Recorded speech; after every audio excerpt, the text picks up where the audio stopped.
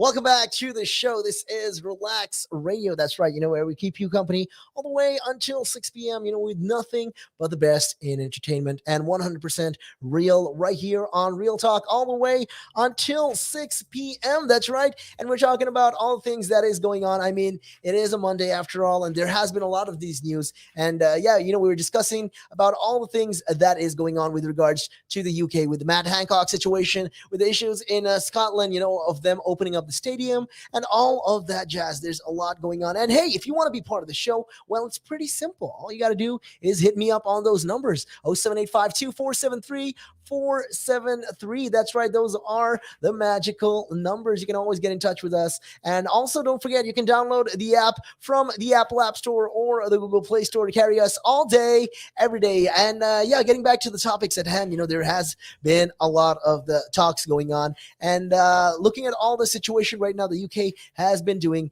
their best when it comes to all this. And there has been also a lot of talks, taking a look at all the issues across the globe, rather.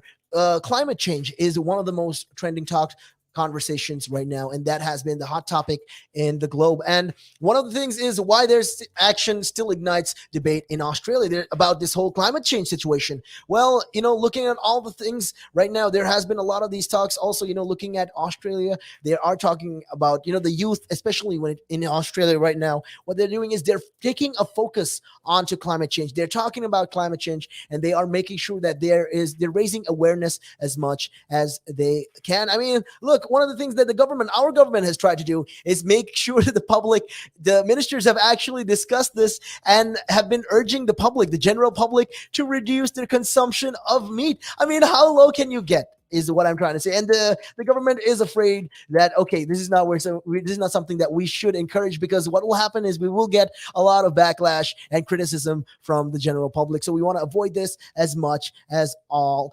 And with that regards, there has been a lot of these talks, with regards to climate change and all, the UK, what the UK is doing. And they are the forefront runners when it comes to the COP26 that is going to be happening towards December, is what they're saying. And right now, looking at all this, the UK, like I said, has not been prepared, and they've not been prepared for the impacts of climate change. Because, like I said, UK is not prepared for any of the dangers that is going to be happening. And it's not just me. There has been reports from the Climate Change Committee. So that is essentially an independent advisor to the UK government. And despite leading one of the wealthiest countries in the world, well, the report says the government is failing to prepare the public for the deadly heat waves and the catastrophic floodings that will occur across the country. So there has been, there's been a likely consequence that ranges, from premature deaths and from power cuts, crop failures, water shortages, and all of that flooding and all of that regards. So right now, this report, it talks about, it highlights the number of areas that require immediate attention. And they talk about specific sectors when it comes to this, specific sides where the government can improve and, they can, touch on.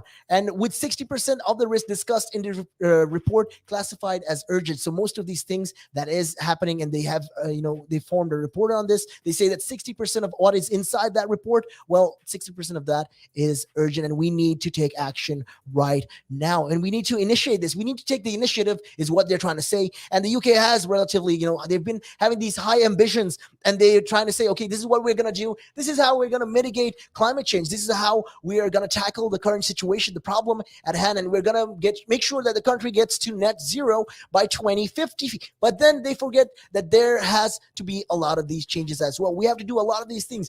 First of all, transitioning from the coal power, fossil fuel power that we are using right now to the natural resources that we have will take a lot of time, and it will be a lot of expenses as well. And with the tax and all of that included, it's just going to be overwhelming. So for the government to even reach 78% of net zero emissions by 2035, well, that is not something that will be done without any sort of difficulty. Like I said, that is a very high ambition that the government is aiming for. So there has been there's been nearing, there have been talks. The government has been taking initiative, like cutting down on any kind of new supply or financing any kind of the new coal power in across the world rather. So they're saying right now, well, the UK is planning and doing its best to cut down on that. We're trying to make sure that we convert now. Even now, the buses as well, they have moved. They're trying to move it over across to all the green resources that we have. And this is just some of the steps that we're doing right now. And we're trying to get the attention, and we're trying to make sure that we initiate. So the UK is lagging behind all of this. So looking at all of these things, there has been record high temperatures and wildfires. So most of this, the attention is paid to mitigating the circumstances, the crisis that is at hand, that is happening right now at this very instant. Most of this is all we're trying to mitigate. But there has been, they say that, okay, look, prevention is less popular than curing it. So people are not preventing it. Instead of, curing this whole situation, we could have prevented all this by, formulating these plans, these strategies, these stratagems rather. And, we could have initiated this. But right now, adapting to climate change is just not enough. It's not conversed enough. It's not talked enough in the UK. And this is just, one of the things that we have to tackle as a community, as a people, that has been struggling to this particular matter. We have to make sure that we find a way to initiate all the procedures that we need to do. Right now, climate change, like I said, is taking it, like the UK is the forefront runner of even the G7 summit. We were the ones that were leading this, so we were talking about climate change on that, and we spoke about it with the other G7 countries as well, with the United States, with Canada, and all these other countries as well. But right now, the COP26 is happening in Glasgow. That's going to be happening in December.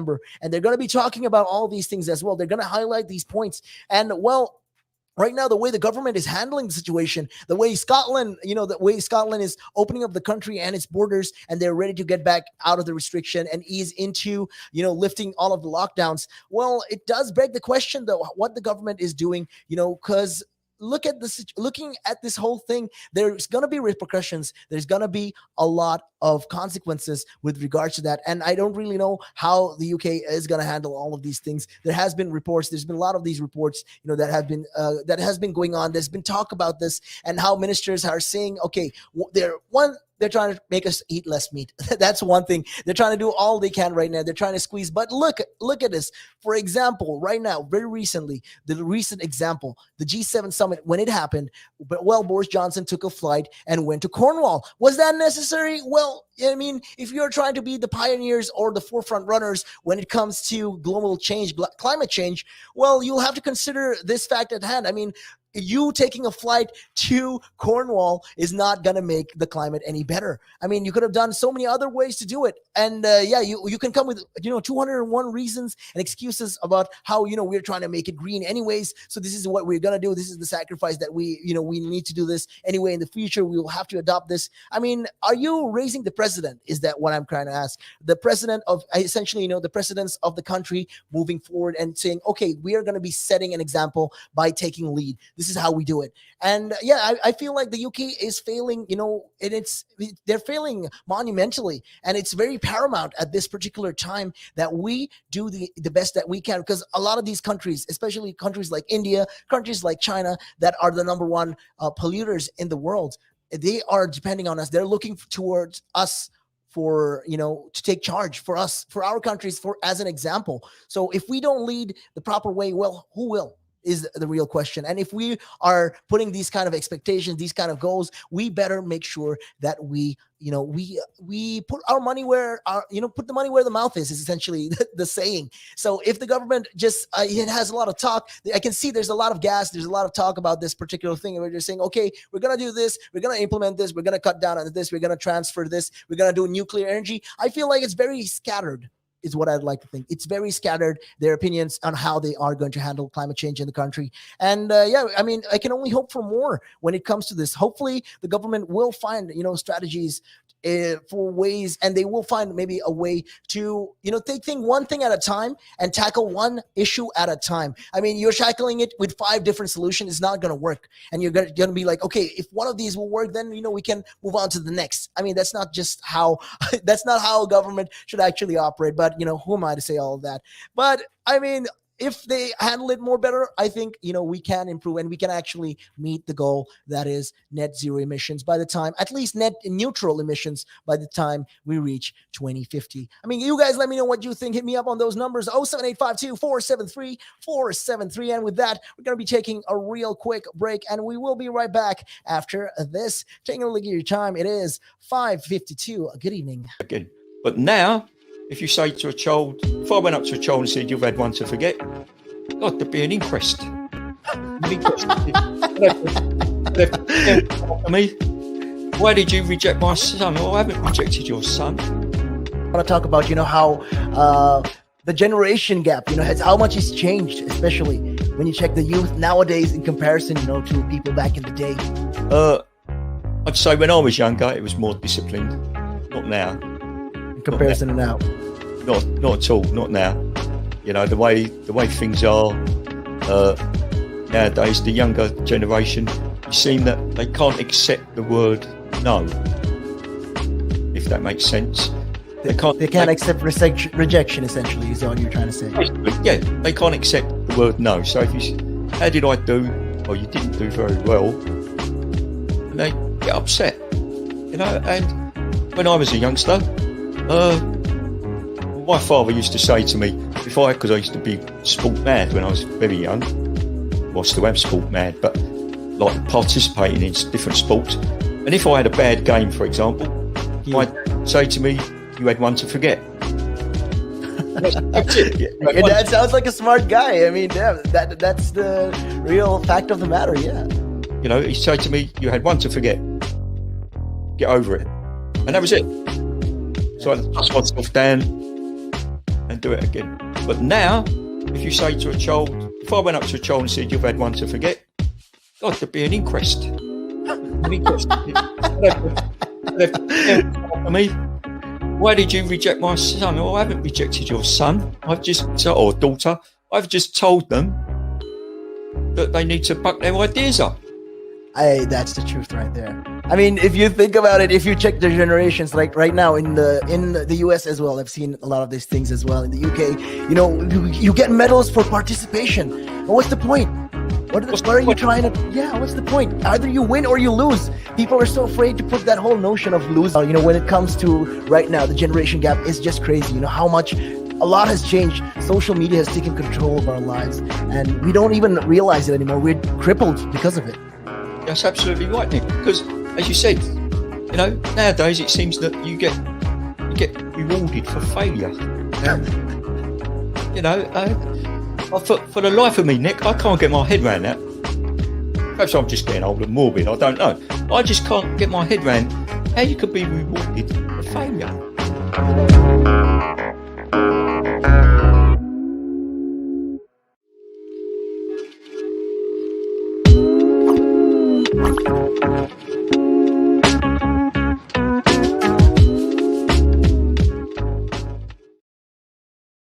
And it gives them something to look at, and it makes them laugh. It makes them laugh. So that's why I do it. Oh, and it could be a really good pickup line as well. Ladies who ask, "Hey, excuse me, so why are you wearing something so colorful?" I mean, hey, you can always have something up on your sleeve. I mean, got me thinking. You want to stand out. Why do you want to stand out though so much, especially with these kind of shirts when you're riding? There must be a purpose behind it, right? Well, when you say a purpose, Nick, what I do, I wear the shirts. Mainly, one, because they're nice and bright, so they make me visible, especially if I'm riding on the road. Okay. That's very important, right? Because you want cars, yeah. Very important. And also, like, people see me in, like, calves, and perhaps I shouldn't be saying this on here, I suppose, but in the bar afterwards. All right. And it gives them something to look at, and it makes them laugh. It makes them laugh, so that's why I do it. Oh, and it could be a really good pickup line as well. Ladies who ask, "Hey, excuse me, so why are you wearing something so colorful?" I mean, hey, you can always have something up on your sleeve. I mean, you look like a guy who would do. You know me too well. You know me too well, Nick.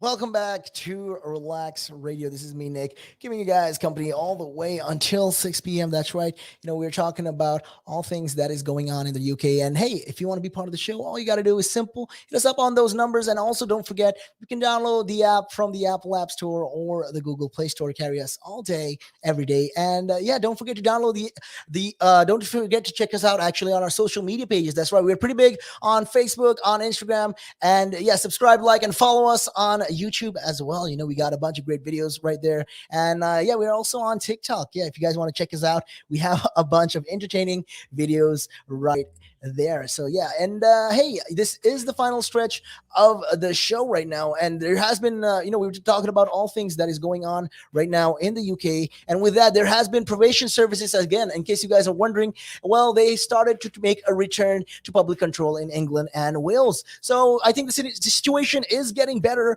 because you can see that there has been this kind of thing going on, and these probation services in England and Wales are going to be returning to public control 7 years after Chris Grayling's changes that were labeled as flawed. So yeah, the former Justice Secretary 2014's reforms saw the management of these low risk and medium risk offenders contracted out to private companies. So what they're going to do is, okay, they're going to resource manpower and all of that to these private companies as well. So in a way, the government is going to be earning from this, and they will be serving their sentences as well. So this is initially, when this happened in 2014, it led to what was assessed as poor quality supervision of many offenders. And yeah, Labor has previously welcomed the U-turn, calling the involvement of private firms a mistake. Well, right now, the ministers say that they want to see more offenders doing community punishments like scrubbing off graffiti while wearing high visibility tabards emblazoned with these phrases like community payback. And yeah, they also want to introduce more electronic monitoring, including tags linked to the GPS system for better tracking of some offenders, as well as sobriety tags that test offenders' sweat to ensure they are not drinking alcohol. I mean, is this a little drastic? I feel like it is a little bit, but at the same time, I mean, look, we can invest into more other concerning matters. Yes, is this a concerning matter? It is, but at the priority list, rather, looking at this should not be actually right now. We shouldn't be even considering this. What we have. We kind of, in case you guys haven't noticed, we have bigger problems like vaccine rollouts and making sure that, the country with the EU and the UK trade deal problems with the whole rising tensions between the whole countries. I think we can invest into more. And when with the building structural reforms and schemes, well, there has to be more with this regards. Well, Mr. Grayling's also reforms. He saw that 35 probation trusts in England and Wales previously running the sector was being dismantled. So under the system of 21 contracts, private companies, voluntary groups, or charities had to bid with $1 million or £1 million contracts to the community rehabilitation companies, or the CRCs. And yeah, opponents warned at the time of the reform that the public could be put at risk. And yeah, because many probation staff resigned over fears the new systems would become too fragmented is the case. And they have been urging, they have been talking about this. And with that regards, they have been trying to discuss this and trying to get to the matter at hand. And they are looking into all of these things as well. So the House of Commons Justice Committee also expressed considerable concern that companies supervising low and medium risk offenders would not be required to have professionally qualified staff. Although Mr. Grayling promised employees would have the right skills to manage these offenders. So these were just, some of the concerns that they were having. They're saying, okay, what if these private companies, if they invested and they did hire these offenders, public offenders, medium or high risk? Well, sorry, I apologize, rather medium and low risk. Well, would they, have these qualified staff people who can handle these offenders is the question. So Dame Glenn Stacey, the chief inspector of probations in 2019, said at the time that system was fundamentally flawed. And she went on to say, much more needs to be done to protect the public. Much more is needed to be done by these private companies. But even if that is done, it will not be enough. And the system is not able to deliver as well as it could. And her successor, Justin Russell, echoed the sentiments, and he did, resonate with that. And he did welcome the rollback of these reforms. So he said that the recent injection of hundreds of millions of pounds into the probation service would need to continue, adding the quality of the supervision will not improve by just shifting large volumes of cases from the private sector into the public sector. And yeah, these are just, with that regard, they are looking into all these things, and I hope that the government can find a way, to take into consideration how these minor offenders and these offenders, who are low risk and medium risk, they can, be implemented into these kind of services. They're saying these will be returned to public control in England and Wales, and they're saying, okay, this is going to be, we're going to transfer it from powers, that is from private companies, back to the public's control, and these are going to be implemented in England and Wales. So, with that consideration, hopefully they can look into this and make sure that they can follow through with all of these promises that they are saying. But yeah, like I said, a lot of these people who were working at that time and who were working as in the probation at that time, like for example, Dame Glennis Stacy, the chief inspector of probation back in 2019, said that the system was fundamentally flawed. So they're saying, okay, right now we're trying to bring it back into the public sector, into the public's control. So for that, it is an issue. It is flawed, but let's see how they handle it. Hopefully they can move forward with that particular thing. Anyways, with that being said, it is a time of the day, for me to wrap things up. But don't worry, I'll be catching you guys again tomorrow. Same time, same place, only here on Relax Radio on Real Talk, all the way from 3 to 6 rather. Yeah, I don't know what happened there. There's a little bit of a twang that went there, but okay. Anyways, you can catch me again, like I said, 3 to 6 tomorrow. And with that, my name is Nick, and I'm out of here. Peace and much love.